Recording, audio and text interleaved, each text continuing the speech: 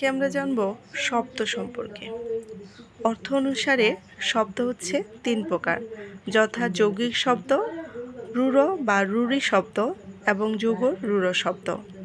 যৌগিক শব্দ হচ্ছে গায়ক, যেমন গৈ যোগ নক, অক যুক্ত হয়েছে বাবু আনা, বাবু যোগ আনা। এছাড়া দহিত্র, রাঁধুনি, চিকা মারা, কর্তব্য, গায়ক, পাগলামি, মিতালি, পিতৃহীন ইত্যাদি হচ্ছে যৌগিক শব্দ। রূঢ় ও রূঢ়ি শব্দ গবেষণা, গোযোগেষণা। এছাড়া তৈল, হস্তি, বাসি, সন্দেশ, প্রভাত ও প্রবীণ ইত্যাদি হচ্ছে রূঢ়ি শব্দ। এবং যোগরূঢ় শব্দ হচ্ছে পঙ্গজ, পঙ্গে জন্মে যা, উপপদ, তৎপুরুষ সমাজ।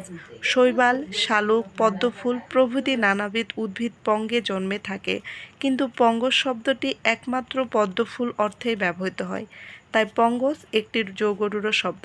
এছাড়া রাজপুত, সরস, সরিদ্র, আদিত্য, বলদ, মহাযাত্রা, জলদি ইত্যাদি হচ্ছে পঙ্গজ ইত্যাদি হচ্ছে যোগরূঢ় শব্দ। উৎপত্তি অনুসারে শব্দ আবার ৫ প্রকার, যেটি নবম দশম বইয়ে রয়েছে।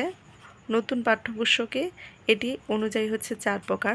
অর্ধ তৎসম শব্দকে নতুন ব্যাকরণ বইয়ে রাখা হয়নি। উৎপত্তি অনুসারে শব্দ ৫ প্রকার কী কী? তদ্ভব শব্দ, অর্ধ তৎসম শব্দ, তৎসম শব্দ, অর্ধ তৎসম শব্দ, তদ্ভব শব্দ, দেশি শব্দ, বিদেশি শব্দ। ফার্সি শব্দ, ইংরেজি শব্দ, পর্তুগিজ শব্দ, ফরাসি শব্দ, ওলন্দাজ শব্দ, গুজরাটি শব্দ, পাঞ্জাবি শব্দ, তুর্কি শব্দ, চীনা শব্দ এবং জাপানি শব্দ। উৎপত্তি অনুসারে শব্দের ৫ প্রকার। তৎসম শব্দ, তৎসম শব্দের মধ্যে কি কি রয়েছে? চন্দ্র, সূর্য, নক্ষত্র, ভবন, ধর্ম, পাত্র, মনুষ্য। শুধু তৎসম শব্দেই মদিনাস্য দন্তান্ন ব্যবহৃত হয়। এছাড়া অর্ধ তৎসম শব্দ রয়েছে, তদ্ভব শব্দ রয়েছে, দেশি শব্দ রয়েছে, বিদেশি শব্দ।